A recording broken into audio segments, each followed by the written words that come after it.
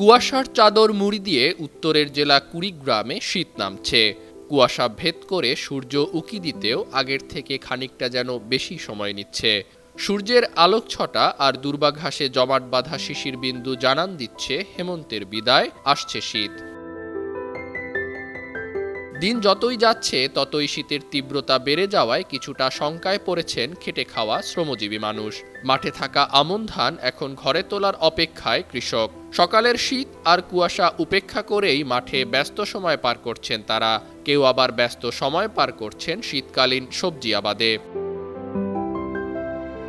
কুড়িগ্রামের রাজারহাট কৃষি আবহাওয়া পর্যবেক্ষণাগারের ভারপ্রাপ্ত কর্মকর্তা সুবল চন্দ্র সরকার জানান, আজ সকাল ৬টায় কুড়িগ্রাম জেলায় সর্বনিম্ন তাপমাত্রা ১৪ ডিগ্রি সেলসিয়াস রেকর্ড করা হয়েছে।